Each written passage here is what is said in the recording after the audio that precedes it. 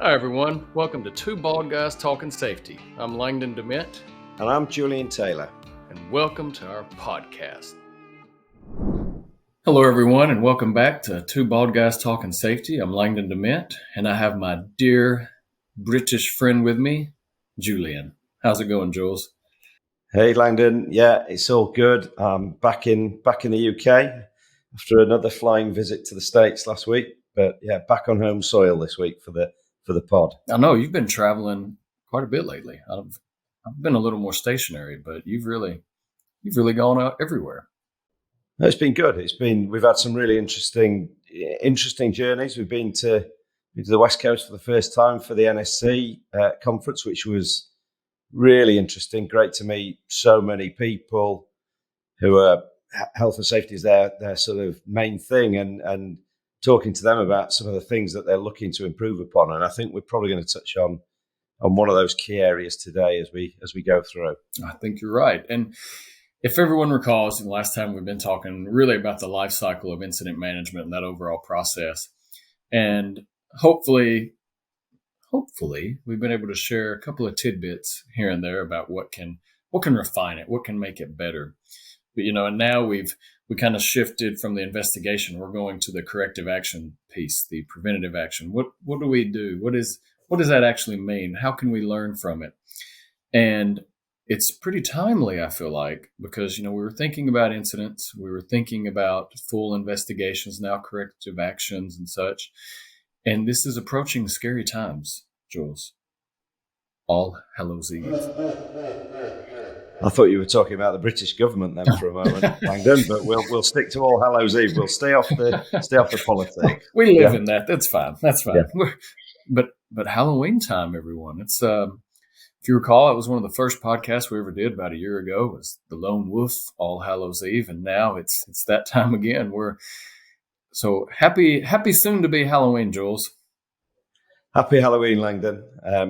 It's a great American tradition that is now a big thing over here as well. So, yep. I'm throwing a slight curveball because I feel like we need to do this very fast. You have 5 seconds to your favorite Halloween candy. Go. Drumsticks. Okay. Well drumsticks. Done. Yeah. Wouldn't have guessed that. Good job. Okay. Nice. Great British, chewy, sticky sweet. I still like classic Mars bars. Yeah. But I try to get them in the international or when I'm in the UK because they're not really the same here in the States. So there we go. But yeah. Okay. It's shifting a little bit. So it's a really neat segue into the next thing we were going to talk about as well, Langdon, because we're talking chocolate. Yep. And I wanted to talk about something, and something I found really interesting is when I've travelled between the States and the UK is we supposedly speak the same language, but we very clearly don't. And one of the most obvious differences is in sort of sayings. So those sort of traditional things that people will say, and it's kind of they've grown up over time, and you say them without thinking about them. When you say them in America, quite often people look at you as though, what on earth is this limey English guy talking about? Yeah. But there's a saying that we use in the UK, which I think is completely aligned to what we're going to talk about today, which is actions and action management. And the saying is as useful as a chocolate teapot. And to explain that, because Langdon has told me this is not an American phrase we use in the UK, but you can imagine how effective a chocolate teapot is going to be when you put the tea bag in and then you pour boiling water into it.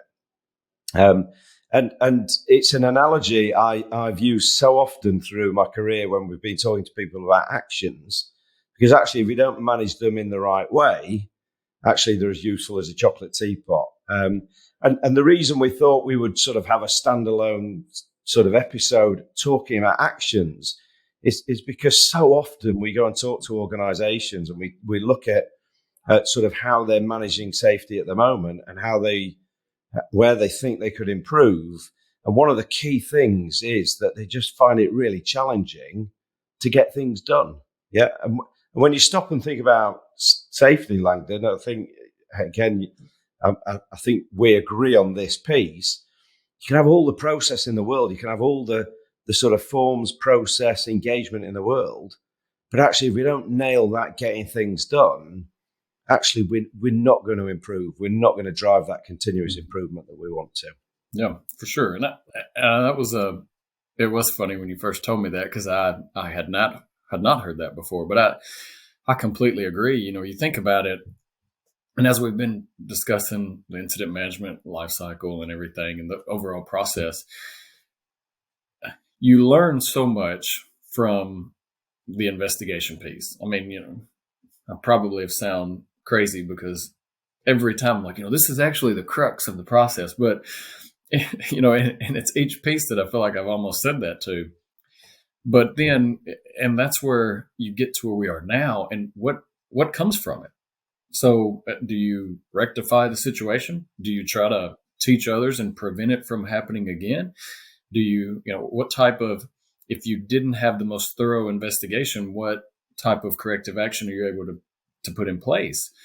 What's one of those, the 5 whys, for example, when I've heard many, when I've used it before in many other organizations, but I was always the type that said, why stop at 5? Because, I mean, as I've told you before, I'm notoriously kind of a realist.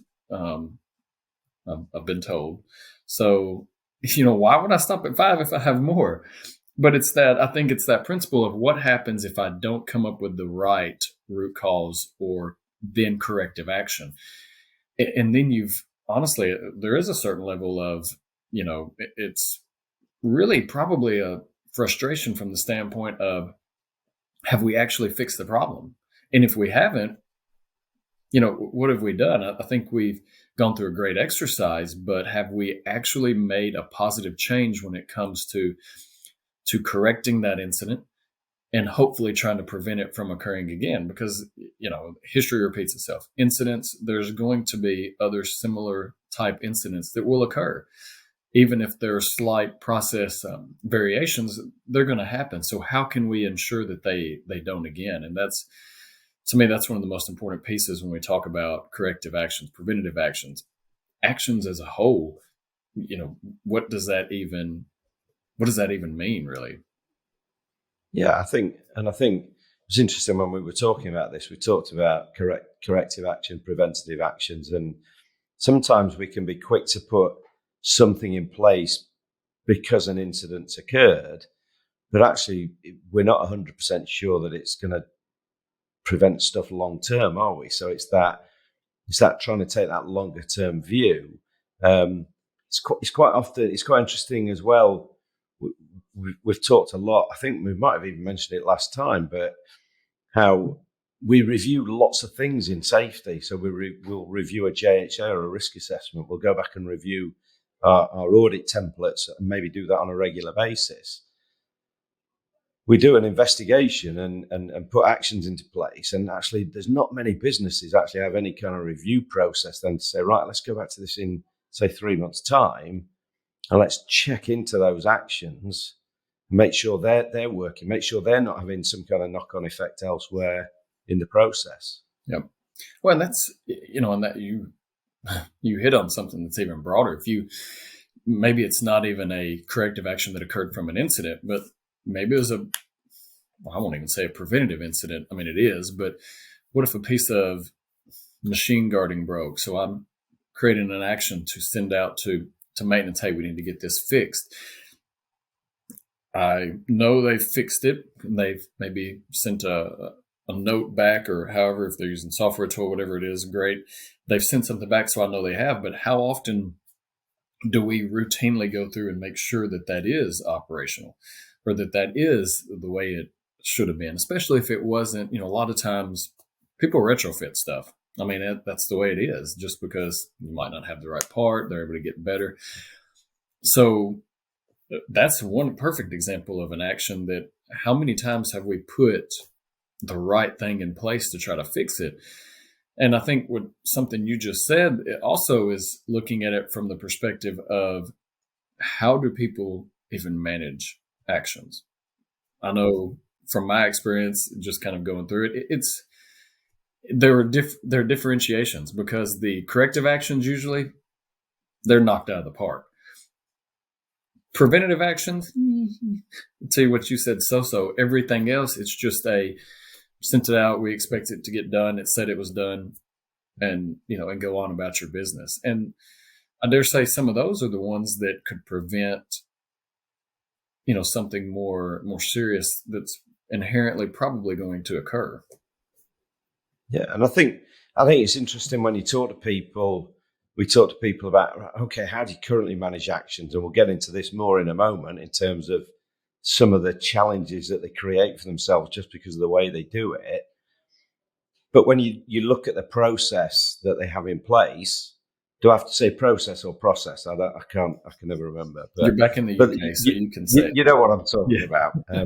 But that process, quite often, there's no quality check at the end of it. And again, that's so critical, isn't it? We want to trust people, and we want to trust that people have done the right thing. But actually, having that quality check at the end is really important, so that we make sure that the action has been delivered in the most effective way possible. Yeah. And I think that's, and that's one of the things we work on. And I know I've done it internally in past life, and then, even here as well. And then when we're working with various organizations from safety consultancy, it's kind of that aspect of just discussing with them, hey, how are you managing actions now? What does a good action even look like? Or better yet, what does an action look like for you? And I know from my experience, we hear a number of things, but I do think pretty often, I guess kind of going back to your chocolate teapot, that is the good scenario of how many times do you hear, or the bad scenario, but something we hear often, that you hear something is made, we've chosen to do an action, or we saw an issue, we tried to raise it and correct it. But what really happened? And that's the same thing as if I'm going in a facility and I'm doing an assessment, I'm creating a JHA. We see a couple of issues, we flag, hey, maybe it's an action that needs to be addressed. How often are those changes actually assessed? And that's where you start seeing, how can we be more efficient? How can we be more effective? Because, again, stuff is going to happen. Incidents are going to happen. And if we can be, I think, more proactive when it comes to actions, that's one of the crucial aspects of hopefully being able to prevent. I just want to confirm to the listeners, we haven't had a bet on how many times we can mention the words chocolate and teapot in today's pod, but we are going to. I think we're going to hit it fourth in a moment. We talk to a lot of businesses, and we talk to those businesses and ask them, how do you manage actions at the moment? And some of the common things that we hear are spreadsheets. So we hear spreadsheets, we hear email, and as soon as you hear those sort of solutions in terms of an action management tool, what's going through your head, Langdon? I hope they're able to keep up to date, and how do others know? Yeah, that's first. And it's quite often, I always talk about the fact that when you ask a safety person, how do you currently manage actions, you normally know the response you're going to get in terms of the answer by the embarrassed chuckle and the sort of embarrassed grin that you get when you're talking to them. And it so often it is Excel. Most commonly it's email. And inherently straight away, chocolate teapot, it's just not going to work effectively because there aren't the controls there. Yeah. So first of all, actually, where's the visibility of those actions? As soon as you've sent that email, visibility is a really challenging thing. I can't see what's going on. I don't know where my actions are. And I'll throw the question out again to you who's listening to this, which is, have you ever had that situation where you're looking for an email, you know it's in there, but I can't find it? And it takes you maybe 30 minutes. Sometimes you have to go away and come back again, don't you? Look at it with a fresh pair of eyes. Sometimes so if you're trying to manage a bundle of actions, in that way, it's just not. It's not efficient. It's not professional, and it's not effective most of all. So that's one of the first challenges that a lot of businesses have is right. Let's think about the system or the tool that we're going to use to manage action, so that we've got that visibility and clarity of what's going on. The other thing is, I suppose, do you ever need to nudge people, Langdon, to get things done? I mean, I'm just thinking about my kids here. Immediately I say, do I have to nudge people to get things done? I think about my children. Yeah. I've got one daughter who I know if I say, can you do this? It's done. I've got another daughter who I know I'm going to need to do a bit of nagging. Yeah. Email doesn't do the nagging. And so again, you've got to have something in your process that nudges people, reminds them. And if necessary, it's going to escalate it. It's going to tell other people about it. But the biggest thing I talk about with chocolate teapots is actually my biggest analogy biggest link with that particular analogy is if an action doesn't have an end date. And how often have you seen it? If there's no end date, when do I need to get this done by? And it will keep slipping and slipping and slipping. And to me, the sort of the action management piece is really a great barometer in terms of how effective your overall systems and approach to safety. And an example I'll give is a big truck manufacturer who we talked to a while ago, and we had some really good conversations, got on really well with the guy. And they went and did audits of their depots every 6 months. And they would give a bundle of actions to the local managers to deal with. And they'd send them out by email. And inherently, 6 months later, they'd go back to that site. And how much had happened, Langdon? Mm-hmm. Probably very little. Very little, if anything. Yeah. And again, what it says is, it's got a couple of implications. That first of all, just that implication of actually, are we actually compliant or doing safety well? If we're not getting things closed out, and the answer is no. But the second thing is, it completely, to me, undermines that culture around safety. If people in an organisation can see that things don't get done and there's no repercussions as a result of nothing getting done, what does it say about the importance of safety? And we've talked about culture and culture around safety all the way through the sort of the series of pods. And again, this is something that you don't tend to think directly around affecting culture, but it does, because it sends an important message out there, doesn't it? That actually, so what? Yeah. Well, and I think it sends, and that's what we talk about a lot of times, it sends that message of, are things getting done? So if I'm always reporting just negative things, and take a step back just from a reporting standpoint, what does that typically mean from a cultural standpoint? But if it's always negative, it's probably going to feel pretty negative. But if there's positive, if there are things that I see, I bring to light, you're my super, Jules. I come to you and I say something positive, that we spotted, or even if it is a negative, but you take the recognition of, hey, you know what, we're going to look at that. You're right, we need to fix that. Or I'm going to take that to management higher up and we can discuss that. Something negative has just shifted to something positive. And to me, that's one of the important things about actions, that if it's a frontline manager, if it's a straight frontline employee, if it's senior level manager, whatever it is, if an action is brought up and nothing happens, why would I want to bring up more? You brought that up about your kids, and it's funny, today was 50s day, because it was the 50th day of school for my oldest, and just trying to even get her to get up and get dressed sometimes. So she'll get out of bed fine. She's 5, almost 6. But then, a little bit, I need you to, whatever, change your pants. Change your pants. It's 4 times. How many times do I have to ask you to do the same thing?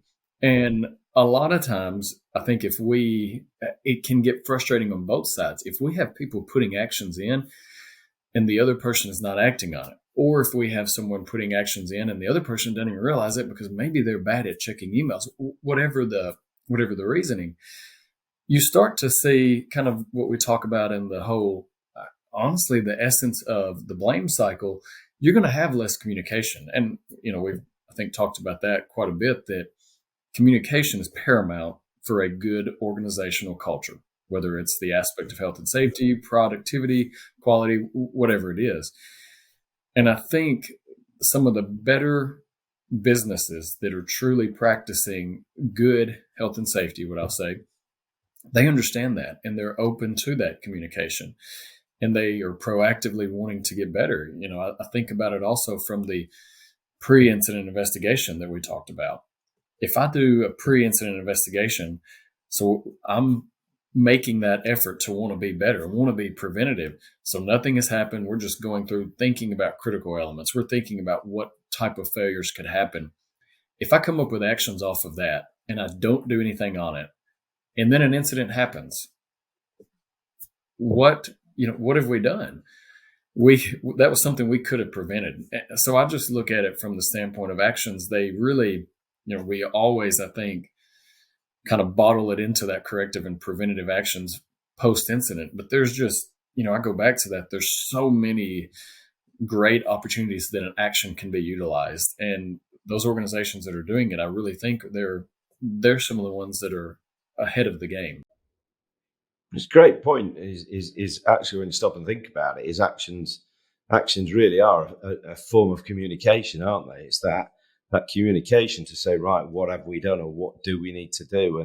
And like you say, it's all too often when we talk safety, the first thing people talk about is incident. And me and you are very keen to change that narrative, aren't we? And actually make it about more positive things. So you think about inspections, you think about JHAs or risk assessments, you think about audits.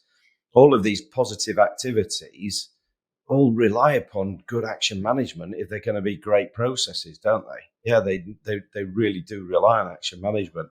And I think another key thing that you touched on then, and I think is important, is, again, part of this cultural change is, who do you give the actions to? Actually, if you stop and think about, actually, by trusting people at all levels in your organization, if we give people things to do, it makes them feel good about themselves. It makes them feel valued. It makes them feel wanted. It makes them feel included. And actions we shouldn't sort of restrain who we give them to. It shouldn't just be managers, supervisors, safety people. Give it to the people who are responsible for an area, for a job role. Yeah. And that way, again, it's all that whole thing around we're engaging them in safety and getting them to be part of our approach to safety. Yep. Yeah. And that, not to go back to it, but it just came back to my mind. It made me think about that time we kind of had the think tank in a previous organization. I've told you about it, posting notes all up on the wall. Those were different actions that we were making. Some of them were processed. Some of them were actually, hey, we could improve this. And then what happened to every one of those actions? But when the think tank meeting was over, taken down, Post-its, thrown in the trash. That was just in a matter of seconds, everything was deflated, honestly, in that negative aspect. So, no, I think that's great. It's the aspect of what can we do to positively reflect change in the organization. And actions, I think, are a great way to do that and to even shift a more positive culture from the negative. Yeah. So I think sort of as we start to wrap things up, I think really urging people to reflect on their own organisation. And first of all, do you have that culture where it's accepted if something doesn't get done? Okay, because if you have, that's your prompt to say, right, how can we do things differently? And maybe the starting point of that is, right, how are we going to change the system that we use for managing actions? How are we going to use a system that's going to, first of all, help us in terms of that communication? So it's going to notify people. It's going to escalate things. It's going to prompt things. But then I think the other thing is, can we create some form of gamification around actions? Can we start to have some kind of competitive element almost of, see, let's promote the people, let's promote the teams who are best or better at getting things closed out. That's always an interesting thing to try as a part of an approach. But for me, don't have chocolate teapots. I was just thinking earlier as we were talking, Langdon, most podcasts have some kind of merch. We need a merch store, don't we? I think we need to talk to somebody in our team about that.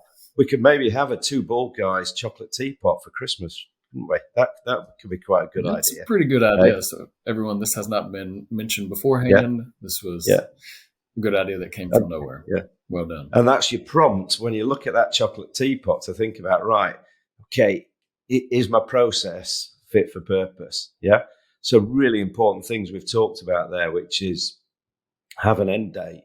There's got to be an end date on an action if it's going to be effective, because otherwise things will just continue to slip and not get done. So I think, again, it's another subject. It's amazing, isn't it? We talk about every subject and go, wow, this is really uber important. This is really super important. But it goes to show really the importance of in safety. There are so many things that knit together if we're going to do things effectively. But if you think about it, the end goal has got to be really sort of front of mind, hasn't it? And you've got to think about, right, how am I going to ensure that we actually deliver on that end goal that we said we were going to deliver on? Yep. No, exactly. And I think you hit on a couple of things, just that overall, remember, communication, the establishing of camaraderie so people can communicate and we can have He got the word in. He got the C word in. I had to get it in, I'm telling you. But having that, as we're closing out really the in general incident management life cycle, it is that what can we do with these actions that we're putting in place, whether it's from an incident, as you said, we try to be a little more, hopefully, that's where it reverts to. It's the incident. But a lot of times these are something that can be utilized so much more than just post-incident. And the more that we can get everyone trained on that, educated on that, learned on that, I think ultimately the better we'll be. So it was good catching up with you, Jules. Good to catch up with you, Langdon. Great camaraderie as usual. So even I've managed to get it in. Okay. And I'm looking forward to catching up for the next episode. Sounds good. We appreciate everyone joining in. Look forward to talking to you soon. Okay. And happy Halloween. Happy Halloween. Hey everyone, really appreciate you tuning into this episode of Two Bald Guys Talking Safety. Please follow and subscribe to wherever you stream your favorite podcast or visit us at evotix.com. And if you want to see how follically challenged we really are, come and check us out on YouTube. If you've got value from the podcast, please go to Apple Podcasts, and in the review section of this podcast, if you could leave us a review or a rating, that would be great. And as always, everyone, while you're going about your days, about your normal lives, stay safe out there and watch each other's back.